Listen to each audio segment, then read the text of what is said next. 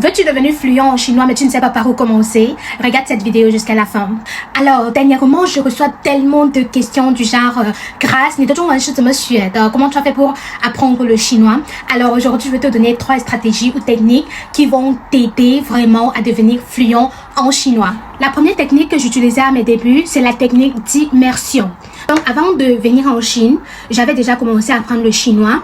Et comme je n'étais pas dans l'environnement où la langue que j'apprenais est parlée, c'est-à-dire la Chine, j'ai commencé à créer cet environnement de moi-même.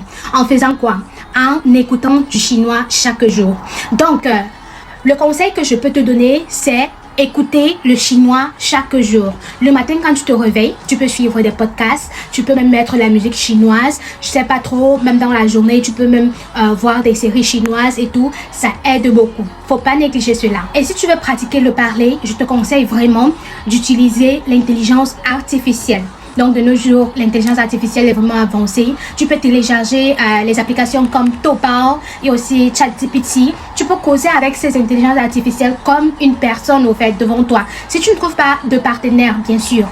Mais sinon, tu peux également aller sur Facebook, te faire de nouveaux amis chinois, donc causer avec eux chaque jour et tout, ça aide tellement. Et même si c'est que par exemple, tu trouves une personne près de toi, même si c'est que c'est pas une natif, mais la personne a un bon niveau de chinois, vous pouvez causer de temps en temps, tu peux appeler la personne, vous causez juste en chinois, pas de français, pas d'anglais, seulement le chinois.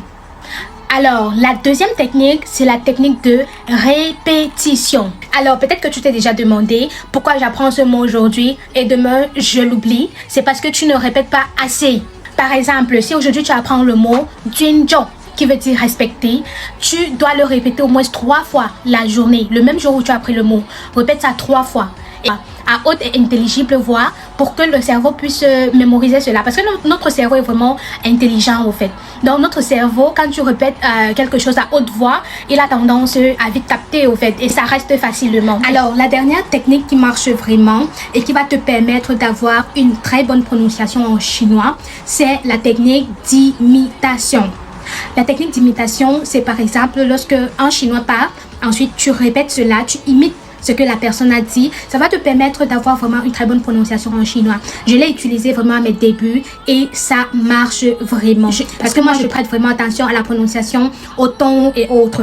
Donc du coup, c'était un peu ça pour aujourd'hui. Et si vous avez encore besoin de plus de techniques, mettez cela en commentaire.